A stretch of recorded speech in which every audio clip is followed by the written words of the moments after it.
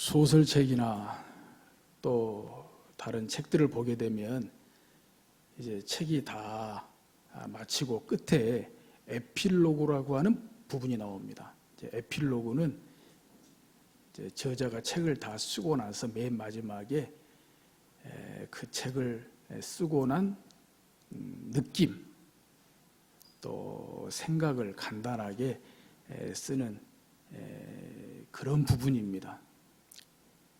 오늘 설교는 마치 소설책이나 어떤 책의 에필로그 같은 그런 설교라고 보시고 그동안에 들은 말씀을 정리하는 시간 되고 더 은혜로운 시간으로 마쳤으면 좋겠습니다.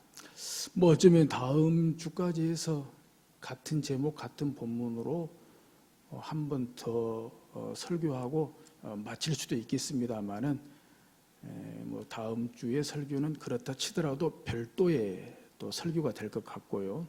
이제 오늘로써 그렇게 된다는 것이지요.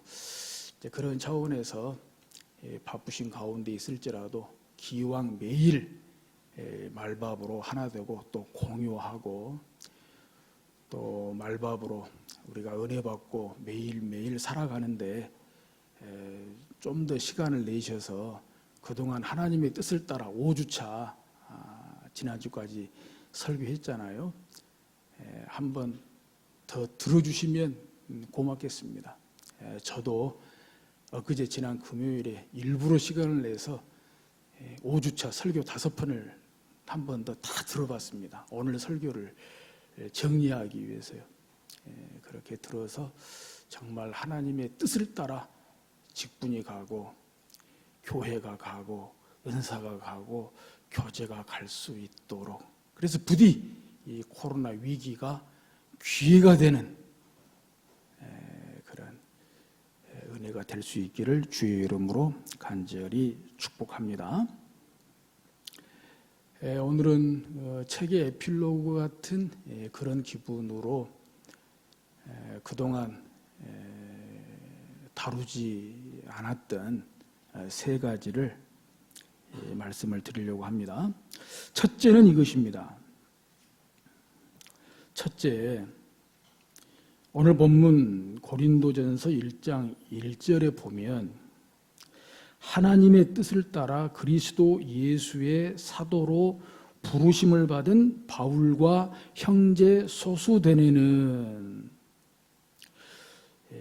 우리 가진 우리말 개역 개정 성경으로 볼 때는 하나님의 뜻을 따라가 맨 먼저 나오고요. 바울은 거의 맨 뒤에 나옵니다. 문장 배열상요. 그런데 헬라어 원전 성경을 보게 되면 바울이 제일 먼저 나옵니다. 바울이 제일 먼저 나오고요. 사실 바울과 형제 소수대네는 가장 문장 배열상 멉니다. 즉 형제 소수대네는 이것이 제일 뒤에 나와요. 그리고 바울은 맨 먼저 나와요. 그런데 헬라어로 보더라도 우리말 성경 문장 배열대로 나와도 별로 무리가 없어 보입니다. 최소한 헬라어 성경에도 하나님의 뜻을 따라가 먼저 나와도 좋았을 거라고 보여집니다. 그럼에도 불구하고 헬라어 원전에서 바울이라고 하는 단어가 맨 먼저 나옵니다. 물론 고린도전서에서만 이렇게 나오는 건 아닙니다. 대개 바울 서신은 이 바울이라는 단어가 맨 먼저 나옵니다. 그렇다고 바울 서신에만 자기 이름이 먼저 나오냐? 또 그건 아닙니다. 야고보서를 본다든지 또 베드로 전서 후서를 보게 되면 거기에도 야고보라는 말이 먼저 나옵니다. 베드로라는 말이 먼저 나옵니다. 그러나 본문의 맥락상 그리고 당시 사정을 미루어 짐작해 볼 때 야고보서나 베드로전서 후서는 비록 야고보나 베드로라는 이름이 먼저 나올지라도 매우 자연스럽습니다. 매우 자연스럽고 평범합니다. 그런데 이런 고린도전서를 비롯해서 바울 서신에는 이 바울이라고 하는 말이 나올 때에는 상당히 힘주어하는 거예요. 나 바울은 바울 나름의 의도가 있고 바울 나름의 결연한 그런 의지를 엿보이게 합니다. 이어지는 그런 문장 배열, 또 이어지는 말씀을 비추어 보게 될 때요. 특별히 고린도전서는 어떤 성격을 띠고 있다고 했습니까? 이미 우리가 잘 아는 대로 고린도 교회는 분열, 분쟁, 우상숭배, 음행, 은사, 결혼, 독신 이런 문제들로 그야말로 복잡한 문제 많은 분쟁으로 지금 교회가 풍비박산 날 위기에 있는 그런 교회라는 거죠. 더더군다나 분열과 분쟁으로 바울파, 아볼로파, 게바파, 그리스도파 무려 4파로 나뉘어져 있는 상황에서 바울을 미워하고 바울을 배척하는 사람들이 더 많은 상황이라는 것입니다. 게다가 지금 고린도 교회 안에서는 바울의 사도성을, 바울은 사도가 아니야, 베드로 사도 같은 그런 사도로 인정해 줄 수가 없어 라고 하는 그런 분위기가 팽배한 상황이라는 것입니다. 그런 가운데서 똑같이 예수 그리스도의 종 야고보, 예수 그리스도의 종 베드로 하면서 야고보라는 말이 먼저 나오고 베드로라는 말이 먼저 나오는 거하고 이렇게 고린도전서에서 바울이라는 말이 먼저 나오는 것은 벌써 차원이 다르다는 거죠. 입장이 다르다는 거죠. 그리고 어느든지 간에 문장을 배열할 때에는 문장을 배열하는 나름대로의 의도가 있는 것입니다. 또 법칙이 있는 것입니다. 그러니까 먼저 헬라어 원전으로 봐도, 헬라어로 보더라도 하나님의 뜻을 따라가 나와도 별 문제가 없다 이 말입니다. 그런데도 불구하고 바울이라는 말이 나온다는 거죠. 제가 이 말씀을 그동안 시간을 두고 묵상하는 가운데 이거 한 가지를 깨닫게 됐어요. 바울의 마음을 제가 나름대로 헤아리려고 하고 또 날마다 매주마다 이 고린도전서를 읽고 또 묵상하는 가운데에서 당시 바울의 그 가슴 아픈 처지, 그 아픈 마음이 제게 전이가 되면서 또 사도 바울과 말씀 가운데 또 대화하는 가운데에서 제가 이거 한 가지를 깨달았습니다. 사도 바울은 고린도전서를 쓸 때 자기 이름을 걸었다는 것입니다. 고린도 교회의 분쟁의 문제를 놓고 우상숭배의 문제를 놓고 음행의 문제를 놓고 은사 문제를 놓고 편지를 씀에 있어서 요즘 뉴스에 그런 말 많이 나오대요. 좌고 우면하지 말고 그대로 쭉 가라고, 법대로 가라고. 진짜 사도 바울이야말로 좌고 우면하지 않고 하나님의 뜻을 따라 자기 이름을 걸고 이 고린도 전서를, 고린도에 보내는 첫 번째 편지를 쓰게 되었다라고 하는 것이죠. 왜요? 뭐 때문에요? 자기 알아주지 않는다고, 자기 싫어한다고, 자기 배척한다고, 자기 따르는 사람들 말고 다른 사람들, 다른 파 한번 해보자고요? 한번 해보자고요? 한번 붙어보자고요? 그래도 자기 이름을 거는 것이 아니에요. 고린도 교회의 회복을 위해서. 분열하고 분쟁하고 하나 되지 못하고 고린도 도시에 덕이 되지 못하는 말도 많고 탈도 많은 문제 많은 이 고린도 교회 회복을 위해서 하나 되게 하기 위해서 자기 이름을 걸었다는 것입니다. 아멘. 저도 부족하지만 매일매일 말밥에 이름을 걸었습니다. 매일매일 말밥에 하나님의 말씀, 생명의 양식, 이 말밥에 이름을 걸었습니다. 매일매일 말밥으로 우리가 하나 되고 결속하기 위해서 이 신종 코로나 위기천만한 이런 사태 속에서도 이 위기가 귀가 되도록 하기 위해서 모이면 모일 수 있는 대로 힘을 쓰고 흩어져도 하나 되기 위해서 말씀으로 이겨내기 위해서 말씀의 정체성을 굳게 하고 교회의 공동체성을 확고히 하기 위해서 제 나름대로 말밥에 이름을 걸었습니다. 아멘. 부디 바라기는 7월 한 달 위기가 기회가 되도록 진짜요. 위기가 기회가 되도록 목장마다 말밥의 부흥이 더 일어나도록 목장님들 비롯해서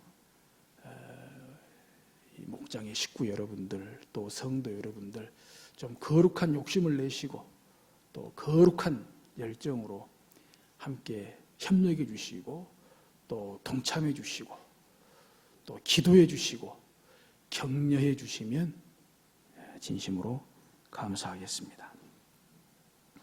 둘째는 이것입니다. 역시 1절인데요. 1절을 보면요. 우리 한글 성경, 우리 가진 성경으로만 봐도 금방 식별이 되는 것이요.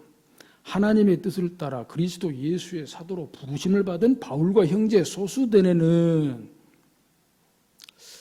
대개 이렇게 문장을 만들 때에는 주어도 들어가고 동사도 들어가고 또 품사로 볼 때는 소위 명사도 들어가고 동사도 들어가고 그래서 하나의 문장이 만들어지는 것입니다.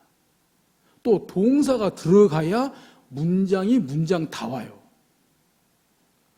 그런데 1장 1절에는 동사가 전혀 없습니다. 동사가 단 한 군데도 없어요. 다 명사로만 되어 있습니다. 물론 형용사도 있고 전치사도 있지만 그것은 명사를 꾸며주는 것이고 명사에 따라오는 거예요. 예컨대 하나님의 뜻은 명사입니다. 명사입니다. 그런데 하나님의 뜻을 따라는 전치사입니다. 전치사입니다. 그러니까 명사에 따라오는 거죠. 그리스도, 예수 명사입니다. 사도 명사입니다. 부르심을 받은 이것은 형용사입니다. 형용사입니다. 그러니까 명사를 꾸며주는 거죠. 그리고 바울 명사입니다. 이름이죠? 이름 명사 아닙니까? 고유 명사. 또 형제 명사입니다. 소수덴의 명사입니다. 3절을 제외하고는 2절부터 9절까지 다 동사가 들어가 있습니다. 최소한 한 가지 이상, 많으면 두 가지 이상 각 절에 동사가 다 들어가 있습니다. 그래서 문장이 되는 것입니다. 3절 같은 경우는 2절에 따라오는 것이고 또 3절은 3절 나름대로의 1절과 비슷한 의미에서의 독특한 그런 뜻이 있기 때문에 또 동사 없이도 돼요. 오늘 메시지하고는 조금 거리가 있기 때문에 제가 따로 다루지는 않겠습니다. 예컨대 2절을 보게 되면 고린도에 있는 이것이 동사입니다.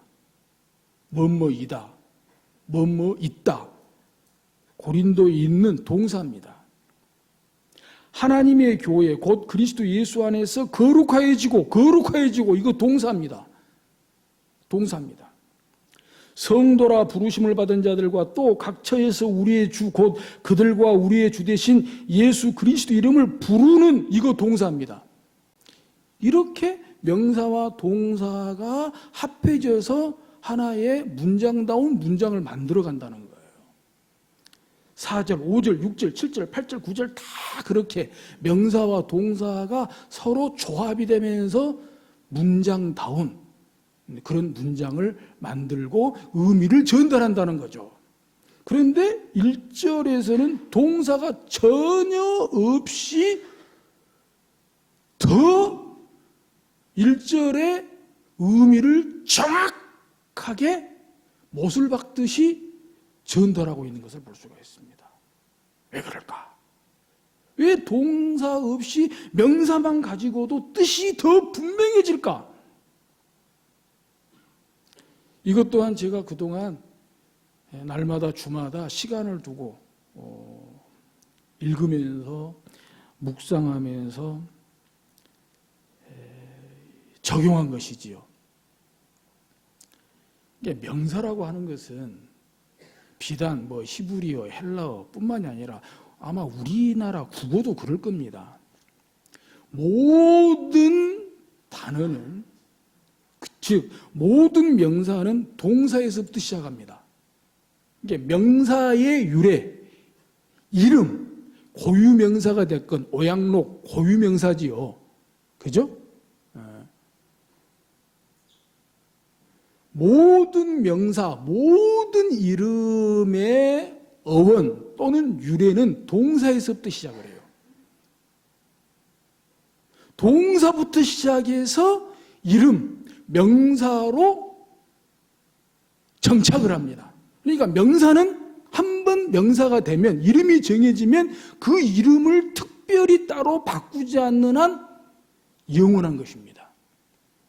오양록 저 이름 특별히 바꾸지 않는 한 죽을 때까지 아니 죽은 후에도 오양록입니다. 성광교회 특별히 바꾸지 않는 한 영원히 성광교회입니다. 마치 명사 곧 이름은 그런 거라는 겁니다. 변하지 않는다는 것입니다. 변하지 않는다는 것. 바로 거기에 1장 1절에서 하나님의 뜻을 따라 그리스도 예수의 사도로 부르심을 받은 이것은 적어도 사도 바울에게 있어서 변하지 않는다는 거예요. 변해서도 안 되고 이거 변하면 변질이지요. 하나님의 뜻을 따라 그리스도 예수의 사도로 부르심을 받은 바울인데 여기서 변하면 변질된 것이죠.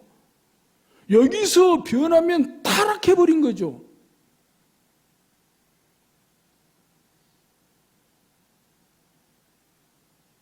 사도로서 하나님의 뜻을 따라 사도가 됐다는 것. 그리스도 예수의 사도로 부르심을 받았다는 것. 이것은 처음 그대로 쭉 가야 된다는 거죠. 변함없이 변질되지 않고 타락하지 않고 부르신 그대로 부르신 그 뜻대로 그대로 가야 된다. 그런 의미에서 1장 1절에 동사가 없이 명사만 가지고도 도대체 바울이 누구냐? 바울이 어떤 사람이냐? 바울이 어떻게 사도가 됐냐? 라고 하는 것이죠. 그와 같이 저희들도 변함이 있어서는 안 되겠습니다. 우리 받은 직분에 있어서 하나님의 뜻을 따라 목사 직분을 받은 것에 있어서 장로, 집사, 권사 직분을 받은 것에 있어서 성도라 부르심을 받은 것에 있어서 결코 변해서는 안 되겠다는 것입니다. 변질돼서는 안 되겠다는 것입니다. 타락해서는 안 되겠다는 것입니다. 그대로 순수하게, 순진하게, 거룩하게 주님 오실 때까지, 주님 앞에 설 때까지 갈 수 있기를 주의 이름으로 축복합니다. 셋째는 이것입니다. 제가 그동안에 5주차 하나님의 뜻을 따라 직분에 대해서, 또 교회에 대해서, 은사에 대해서, 교제에 대해서 말씀을 드리는 중에 이런 말씀 드렸죠. 하나님의 뜻을 따라는 마치 첫 단추를 꿰는 것과 같다. 그만큼 중요하다. 그런 말씀 드렸죠. 첫 단추를 꿰는 것과 같다. 그리고 둘째는 엔진의 시동을 거는 것과 같다. 하나님의 뜻을 따라 돼야지. 하나님의 뜻을 따라 안 되면 직분이고 교회고 은사고 교제고 아무것도 아니다. 아무 쓸모도 없고 가치도 없다. 그런데 그 뒤에 또 쭉 보고 묵상하다 보니까 두 가지를 더 깨달을 수가 있었어요. 그 두 가지를 오늘 말씀을 드리려고 합니다. 먼저 구슬이 서말이라도 깨어야 보배라는 말이 있잖아요. 구슬이 서말이라도 깨어야 보배다, 보석이다, 목걸이가 되는 것이지요. 이게 하나님의 뜻을 따라는 바로 그런 거라는 거죠. 하나님의 뜻을 따라서 직분을 꿰고, 하나님의 뜻을 따라 교회를 꿰고, 하나님의 뜻을 따라 은사를 꿰고, 하나님의 뜻을 따라 교제를 꿰 때 그것이 비로소 보배가 된다는 거예요. 보석이 된다는 거예요. 보석 같은 직분자가 되고, 보석 같은 교회가 되고, 보석 같은 은사가 되고, 보석 같은 교제가 된다 라고 하는 것입니다. 다음으로는 하나님의 뜻을 따라는 마치 파도 타기와 같다는 것입니다. 파도 타기. 파도 타기 TV에서 자주 보시죠? 요즘 여름이라 자주 보실 겁니다. 저도 며칠 전에 본 것 같은데요. 파도 타는 수상 스포츠 가운데 하나잖아요. 파도 타기. 저도 평생에 한번 파도 타기 한 번이라도 한번 타봤으면 좋겠는데 그럴 가능성은 1도 없을 것 같습니다. 저희 같은 사람들이야 파도 타자마자 바다에 빠지죠. 큰일 나죠. 근데 그 파도 타는 사람을 보면 얼마나 그 파도 타기를 즐기는지요. 정말 부럽기 짝이 없습니다. 그런데 그것이 그냥 되냐고요. 그 파도를 타기까지 그냥 되냐고요. 정말 고도의 준비, 고도의 훈련이 필요해요. 파도 타기에 관해서 좀 자료와 정보를 얻어보려고 검색을 해봤더니 파도를 탄다는 것은 파도만 탄다고 되는 것이 아니라 파도를 타기 위해서는 파도를 탈 때 바람의 방향, 이 바람에 대한 감각, 바람에 대한 판단력까지 있어야 된다는 거예요. 그래야 바람을 이용하고 파도를 이용해서 그 파도를 탄다는 거예요. 고도의 준비, 고도의 훈련이 필요한 것입니다. 그리고 비로소 파도를 타고 파도를 즐기는 것이죠. 하나님의 뜻을 따라가 바로 파도 타기와 같지 않냐 이거예요. 그도 그럴 것이 하나님의 뜻을 따라 이것이 디아 영어로는 by라고 해서 명사를 수식해주는 따라오는 전치사거든요. 근데 헬라어로 디아라고 할 때 여기에는 하나님의 뜻을 따라 이렇게도 번역할 수 있고 그 외에도 여러 가지로 번역할 수가 있는데 뭐뭐 옆에, 뭐뭐 가까이에, 뭐뭇을 통하여, 뭐뭇을 지나서, 뭐뭐와 같이, 뭐뭇을 목적으로 이렇게 다양하게 본문에 따라서 번역이 가능합니다. 즉 하나님의 뜻을 따라라고 할 때 하나님의 뜻 옆에, 하나님의 뜻 가까이에, 하나님의 뜻을 통하여, 하나님의 뜻을 지나서 하나님의 뜻과 같이 하나님의 뜻을 목적으로 이렇게 번역이 가능하다는 거예요. 그런 뜻을 갖고 있다는 것입니다.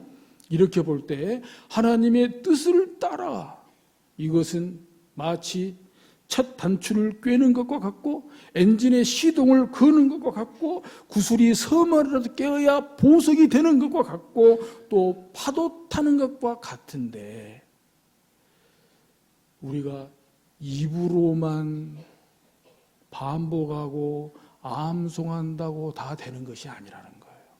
같은 말, 같은 마음, 같은 뜻, 이것이 입으로만 반복하고 암송한다고 같은 말, 같은 마음, 같은 뜻의 그 하나님의 뜻, 의도, 목적을 다 할 수 없는 것처럼 하나님의 뜻을 따라도 50번, 60번, 아니 500번, 600번을 반복하고 암송한다고 해서 다 알아질 수 있는 것이 아닌 마치 파도 타기와 같이 고단위의 준비, 고단위의 훈련이 필요하다는 것입니다.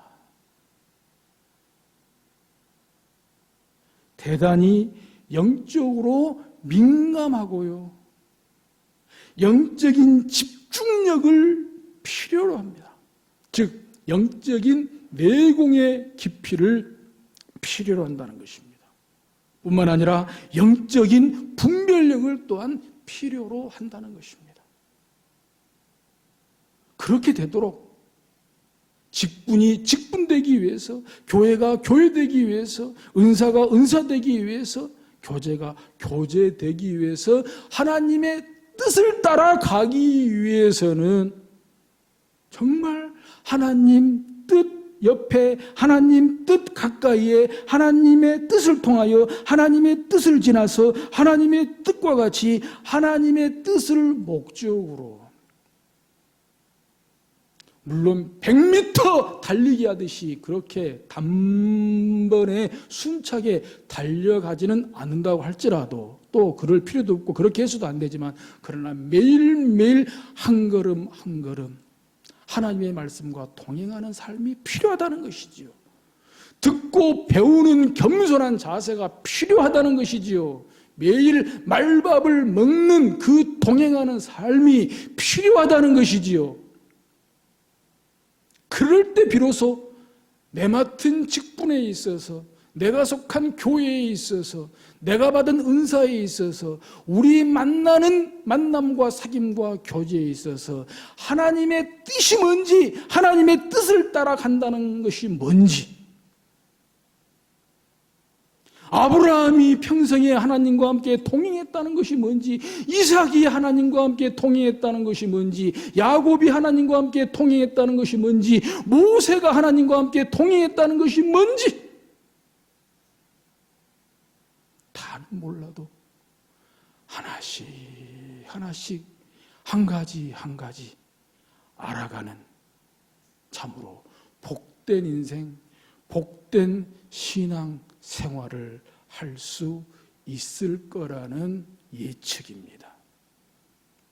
바라기는 오늘 주신 말씀을 첫째, 둘째, 셋째로 우리 마음에 잘 새겨서 부디 내 맡은 직분에서 내가 속한 교회에서 내가 받은 은사로 우리 만나는 만남과 사귐이 교제가 아무쪼록